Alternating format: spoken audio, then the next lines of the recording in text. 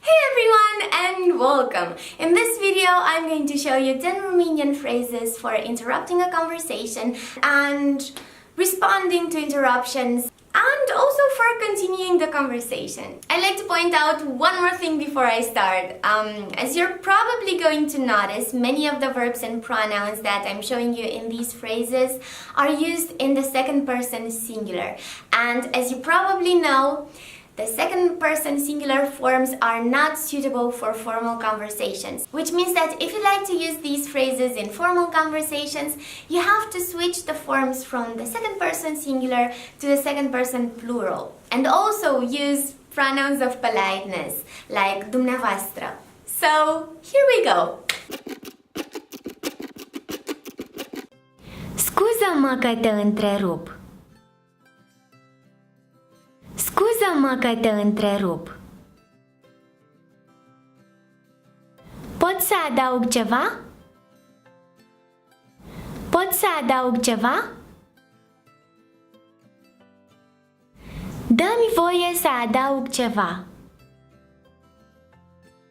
Dă-mi voie să adaug ceva.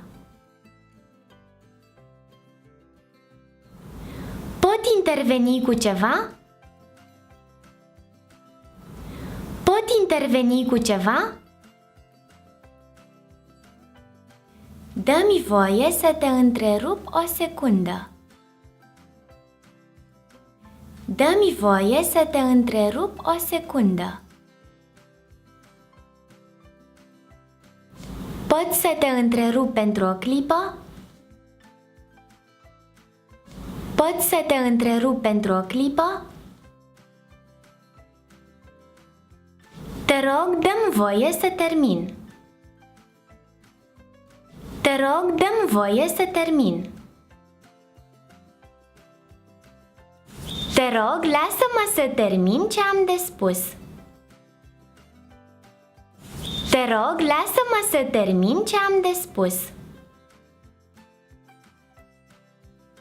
Scuze, spuneai? Scuze, spuneai? Precum spuneam. Precum spuneam. Alrighty, that's about it for now. I really hope you enjoyed watching this video and that you found the phrases to be useful. And if you liked the video, please give it a big thumbs up and also subscribe to my channel for more lessons. I'll see you next time. Be happy!